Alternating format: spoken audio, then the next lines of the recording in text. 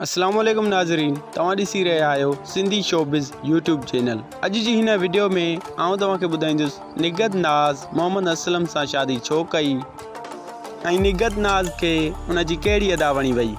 पर दोस्तो, जेकॾहिं हिन वक़्त ताईं तव्हां असांजे यूट्यूब चैनल खे सब्सक्राइब न कयो हुजे त महिरबानी करे असांजे हिन चैनल सिंधी शोबिज़ खे सब्सक्राइब कंदा। त दोस्तो, अचो त वीडियो खे शुरू कयूं था।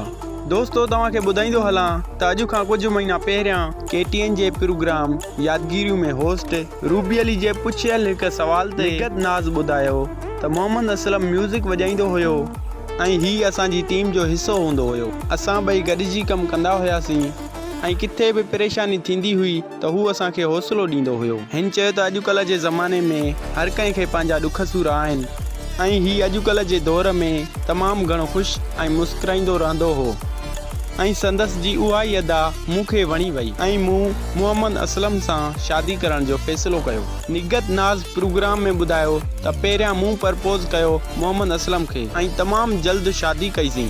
निगत नाज़ प्रोग्राम में ॿुधायो त हाणे आउं जॾहिं बि उदास थींदी आहियां त हू मूंखे हौसलो ॾींदो आहे। दोस्तो, उन्हनि सभिनी ॻाल्हियुनि जो आउं तव्हांखे सबूत ॾियां पियो। प्रपोज़ कीअं कयो पहिरीं? बस थी वियो। प्रपोज़ कीअं कयो पहिरीं?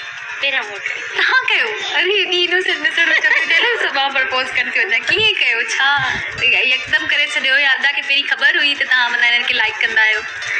शायदि हिकु ॿिए जे तासुरात मां ख़बर पइजी थी वञे, पर असलम थोरो मतिलबु शर्मीलो आहे त मूंखे बि मतिलबु इहो त मां हिनखे कीअं चवां, बहरहाल मूंखे चवणो पियो। दोस्तो, वीडियो तव्हां ॾिठी, उमेद कयां थो अॼु जी वीडियो तव्हांखे ज़रूरु पसंदि आई हूंदी। जेकॾहिं वीडियो पसंदि आई हुजे त असांजी हिन वीडियो खे लाइक कंदा, कमेंट्स कंदा ऐं असांजे हिन चैनल सिंधी शोबिज़ खे सब्सक्राइब कंदा।